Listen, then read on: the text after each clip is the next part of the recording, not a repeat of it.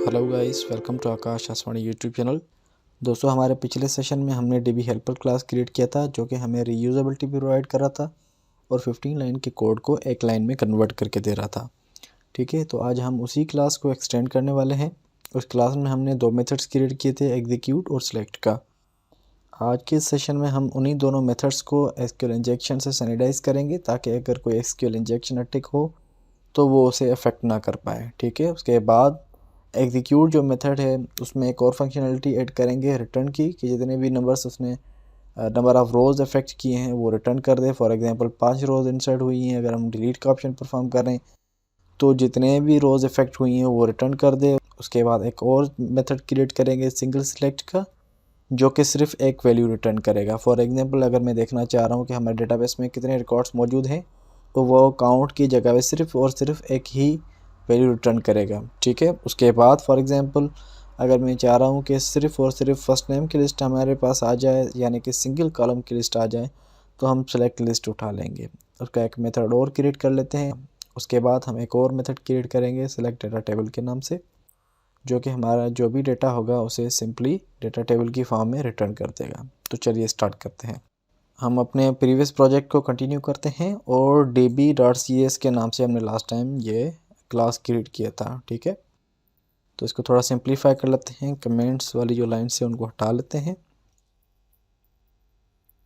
ठीक है, अब आप देख सकते हैं हमारे पास दो मेथड्स क्रिएटेड हैं, एक एग्जीक्यूट का और सिलेक्ट का। ठीक है, एग्जीक्यूट को हम पैरामीटर्स के थ्रू सैनिटाइज करते हैं। ठीक है, अब हम क्या करेंगे, सिंपली जो SQL इंजेक्शन इफेक्ट कर रहा था, हमारे प्रीवियस सेशन में हमने डिटेल में SQL इंजेक्शन को डिस्कस किया है और SQL इंजेक्शन के प्रिवेंशन में हम SQL पैरामीटर्स यूज़ करने वाले हैं।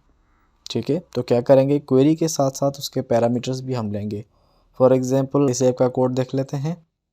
अब यहाँ पे आप देख सकते हैं जैसे ही हम एग्जीक्यूट मेथड को कॉल कर रहे हैं उसे सिंपली जो हमारी क्वेरी है वो पास कर रहे हैं। ठीक है, क्वेरी के साथ साथ यहाँ पे जो इनपुट हम दे रहे हैं वो डायरेक्टली टेक्स्ट बॉक्सेस से उठा के हम पास कर रहे हैं। अब यहाँ पे SQL इंजेक्शन के अटैक होने के बहुत सारे चांसेस हैं। अच्छा, तो हम सिंपली क्या करने वाले हैं, एग्जीक्यूट मेथड को एक क्वेरी देंगे और उसके साथ साथ दो पैरामीटर्स पास कर लेंगे अलग से। जैसे ये हम एम्बेड करें तो हम एम्बेड नहीं करेंगे, अलग से पास कर देंगे। ठीक है, अब इसे क्या करना चाहिए, स्ट्रिंग क्वेरी कामा पैराम्स, तो मैं पैराम लेना है कौन से, स्ट्रिंग के फॉर्मेट में, स्ट्रिंग के एरिया होगी। ठीक है, उसका नाम दे दो वैल्यूज़ फॉर एग्जांपल। ठीक है, क्वेरी के बाद कितने भी वैल्यूज़ हो सकते हैं, एक हो, दो हो, तीन हो, चार हो, कितने भी वैल्यूज़ हो सकते हैं। ठीक है, अब हम क्या करेंगे, स्ट्रिंग एरे के फॉर्मेट में सारे के सारे वैल्यूज़ ले लेंगे। उसके बाद यहाँ पे जो हम पास कर रहे हैं क्वेरी, उसी क्वेरी को सिंपली यहाँ से आप दोनों ब्रैकेट्स हटा दें। ठीक है, तो अब यहाँ पे वैल्यू देते हैं @1 @2। ठीक है, यहाँ पे वैल्यू आएगी 1 और यहाँ पे आएगी वैल्यू 2। वो कहाँ से आए, TB text box, TB first name dot text comma TB second name dot text. ठीक है, अब आप देख सकते हैं यहाँ पे हमारी क्वेरी मुकम्मल हो रही है। उसके बाद हमने दो पैरामीटर्स उसे भेज दिए हैं, TB फर्स्ट नेम और TB सेकंड नेम। पैरामीटर 1 है @1, पैरामीटर 2 है @2।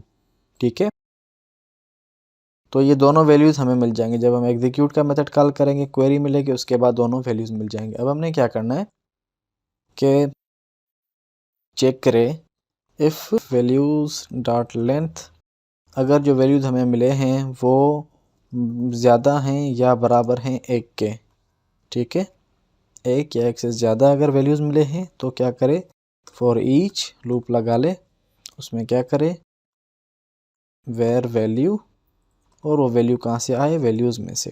ठीक है, एक एक करके पैरामीटर देता जाए और उसके बाद क्या करें, एक और हम यहाँ पे वेरिएबल क्रिएट कर लेते हैं काउंटर के नाम से और उसे आप वैल्यू दे दें 1। ठीक है, अब क्या करें, ये जो हमने CMD का ऑब्जेक्ट क्रिएट किया हुआ है इसी में CMD dot parameters dot add with value. ठीक है, ये मेथड आप कॉल कर लें, ये आपसे दो चीज़ें मांगेगा, पैरामीटर नेम और ऑब्जेक्ट वैल्यू। ठीक है, पैरामीटर नेम क्या होगा, @ उसके बाद प्लस उसे कर दे काउंटर। ٹھیک ہے.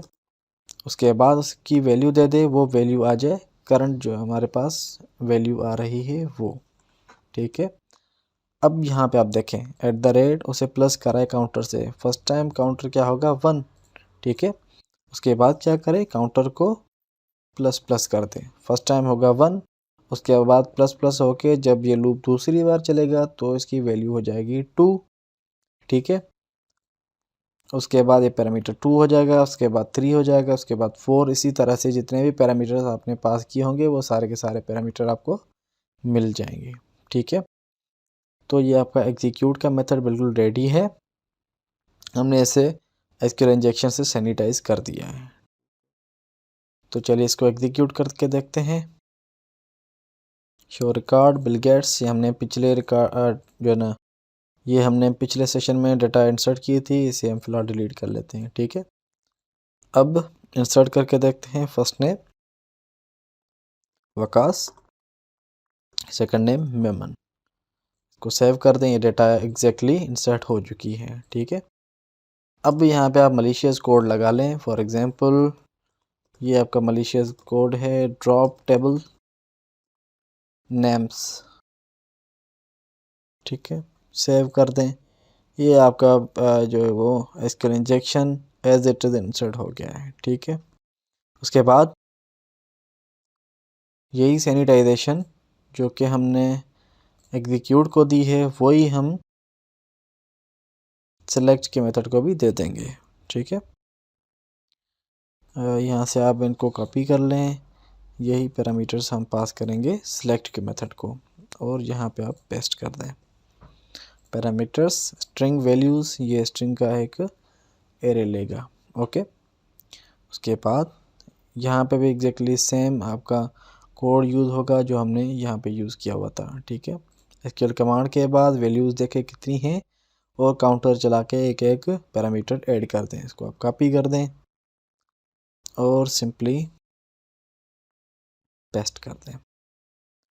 ٹھیک ہے. اور جہاں پہ بھی یہ سلیکٹ کال ہو رہا ہے، فار ایگزامپل شو ریکارڈ میں کال ہو رہا ہے، تو یہ بالکل ٹھیک کام کرے گا. ٹھیک ہے. چونکہ اب ہمارے پاس کوئی یہاں پہ پیرامیٹر نہیں ہے تو ہم اسے ایز اٹ از چھوڑ دیں گے. ٹھیک ہو گیا. سلیکٹ کا میتھڈ بھی ریڈی ہے ہمارا. اس کے بعد ایگزیکیوٹ کا میتھڈ ریڈی ہے. اب ہم ایک اور میتھڈ ایڈ کریں گے سلیکٹ سنگل کے نام سے. ٹھیک ہے. سلیکٹ کے بعد یہاں پہ ایک میتھڈ کریٹ کر لیتے ہیں پبلک.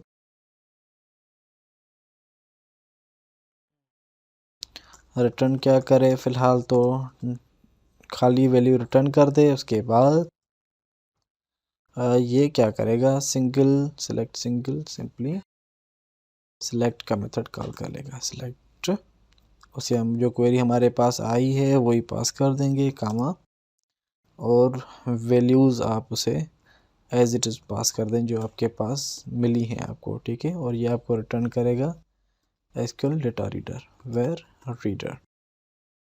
ٹھیک ہے. اب ہم کیا کریں گے چونکہ ہمیں سنگل ویلیو ریٹرن کرنی ہے تو ریڈر اس کا پہلا کالم لے لو. ٹھیک ہے. Dot two string. ٹھیک ہے. جو بھی ڈیٹا ملی ہے اسے اسٹرنگ میں کنورٹ کر دے اور اسے سمپلی ریٹرن کر دے. ٹھیک ہو گیا. سلیکٹ سنگل کا میتھڈ آپ کا ریڈی ہے. اس کے بعد ایک اور میتھڈ کریٹ کر لیتے ہیں لسٹ کا.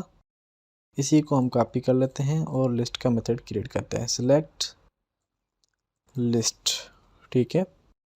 کوئری پیرامس اسٹرنگ ویلیوز لے لے. اس کے بعد سلیکٹ کا میتھڈ کار کر کے دونوں کوئریز اور ویلیوز پاس کر دے. ریڈر کا آبجیکٹ آپ کے پاس آ گیا. اب ہم نے کیا کرنا ہے چونکہ ہم لسٹ چاہ رہے ہیں تو سب سے پہلے ہم اسٹرنگ کی لسٹ کا آبجیکٹ کریٹ کر لیتے ہیں اسٹرنگ اور اس کا نام دے دے لسٹ. یہ آپ کا آبجیکٹ کریٹ ہو گیا. اس کے بعد کیا کریں وائل ریڈر ڈاٹ ریڈ، جب تک ریڈر میں ریڈ کی کیپیبلٹی ہے تب تک لسٹ ڈاٹ ایڈ کیا کرے ریڈر کا پہلا کالم اٹھا دے اور اس اسٹرنگ میں کنورٹ کر کے لسٹ میں ایڈ کرتا جائے. ایٹ دا اینڈ ریٹرن کیا کرے ایک لسٹ آف اسٹرنگ ویلیوز. ٹھیک ہے. ریٹرن کیا کرے گا، یہ جو ہم نے لسٹ کا آبجیکٹ کریٹ کیا ہے وہ سمپلی ریٹرن کر دیں۔ اس کے علاوہ ہم ایک اور میتھڈ کریٹ کریں گے سلیکٹ ٹیبل کا، سلیکٹ ٹیبل، اور یہ ریٹرن کیا کرے گا، ڈیٹا ٹیبل، ڈیٹا ٹیبل، ٹھیک ہے۔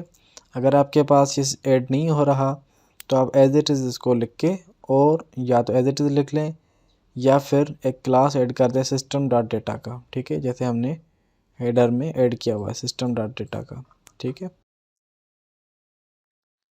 اور اب ہم نے کیا کرنا ہے، جو کہ ہم نے ڈیٹا ٹیبل کریٹ کرنی ہے، تو یہاں پہ آپ ڈیٹا ٹیبل کا آبجیکٹ کریٹ کر لیں، ٹیبل دے دیں اور equal to new data table, ٹھیک ہے۔ اب ہم نے کیا کرنا ہے، ٹھیک ہے، یہ آپ کے پاس ریڈر کی ویلیوز آ گئی، اس کے بعد آپ نے بلینک ٹیبل کریٹ کر دی، ڈیٹا ٹیبل۔ اب اس ٹیبل کو آپ لوڈ کریں گے، ٹیبل ڈاٹ لوڈ، کہاں سے، جو ریڈر آپ کے پاس موجود ہے اسی میں ساری کی ساری ڈیٹا لوڈ کر کے ٹیبل کو دے دیں، ٹھیک ہے۔ اس ٹیبل کو سمپلی ریٹرن کر دیں، ٹھیک ہے۔ اچھا، تو ہم ایسے کرتے ہیں، سلیکٹ ٹیبل کا جو میتھڈ ہے اسے ہم کال کر کے دیکھتے ہیں، جیسے کہ جہاں پہ جو ڈیٹا ہمارے پاس آ رہی ہے وہ ٹیبل کے فارمیٹ میں آ رہی ہے، شو ریکارڈ پہ یہ میتھڈ کال ہو رہا ہے، ٹھیک ہے۔ اب ہم یہاں کیا کرتے ہیں، اس کا کوڈ ریموو کر دیں، simply new D B dot select table, ٹھیک ہے۔ کیا ٹیبل سلیکٹ کرے، اور یہ ریٹرن کیا کرے گا، ڈیٹا ٹیبل آپ کو ریٹرن کرے گا۔ یہ آپ دیتے ہیں data grade view dot data source, ٹھیک ہے۔ ڈیٹا ٹیبل جیسی ریٹرن ہوگی وہ ڈائریکٹلی ڈیٹا سورس میں آ جائے گی۔ سٹارٹ کر کے دیکھتے ہیں،